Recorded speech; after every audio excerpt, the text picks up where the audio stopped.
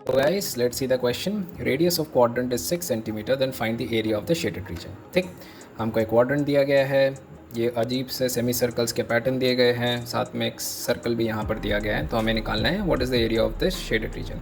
इसके लिए हमें क्या करना पड़ेगा, कॉन्सेप्ट जानना पड़ेगा। वो कॉन्सेप्ट ये है, ये आगे भी मैं करवा चुका हूँ, फर्दर मैं और एक बार करवा रहा हूँ। यहाँ पर क्या है, इस पर्टिकुलर डायग्राम को आपको याद रखना है, that is the circle is there with radius capital R. उसके अंदर फिर सेंटर को टच करते हुए दो सर्कल्स बनेंगे, रेडियस r/2 होगा उसका।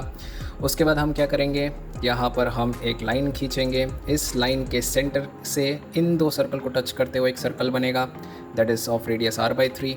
उसके बाद इसके इस स्पेस में, इन दोनों के स्पेस में ये r/6 का एक और छोटा सर्कल बनेगा, और यहाँ पर डायमीटर को टच करते हुए, इस सर्कल के डायमीटर को टच करते हुए एक सर्कल यहाँ पर बनेगा, touching this circle, that is r/4। ठीक, तो यहाँ पर क्या करना है, मेरे को रेडियस क्या दिया गया है, 6 दिया ही गया है, तो मैं इधर क्या करूँगा, मेरे कौन कौन से सर्कल्स इन्वॉल्व हो रहे हैं, सेमी सर्कल्स या फिर सर्कल्स कौन कौन से इन्वॉल्व हो रहे हैं, हमको देख लेना पड़ेगा इस डायग्राम से मैच करके।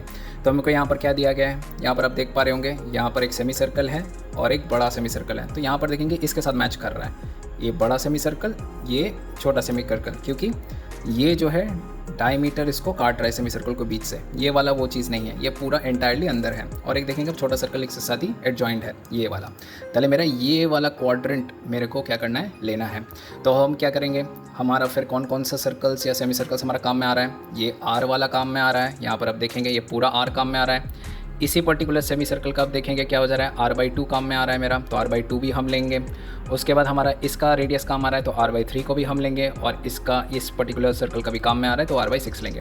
r क्योंकि 6 है तो r/2 3 हो जाएगा, r/3 2 हो जाएगा, r/6 1 हो जाएगा। ठीक, एरिया ऑफ शेडेड रीजन कैसे निकालेंगे, हम क्या करेंगे, इस पर्टिकुलर क्वाड्रेंट से ये दो सेमी सर्कल और इस सर्कल को क्या कर देंगे, इनके एरिया को सब्ट्रैक्ट कर देंगे, तो हमको मिल जाएगा area of the shaded region.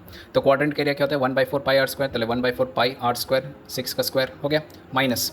अब हम क्या करेंगे, इन तीनों के एरियाज़ को निकालेंगे, दैट इज़ पाई, मैं कॉमन ले रहा हूँ एक बार में। तो यहाँ पर क्या हो जाएगा, पाई, क्योंकि सेमी सर्कल है, हम पहले इसको ले रहे हैं, पहले पाई/2 r स्क्वायर। तो इसका मेरा एरिया क्या होगा, इस पर्टिकुलर सर्कल का बोलने के लिए r/2 कितना है 3, तो 3 का स्क्वायर प्लस।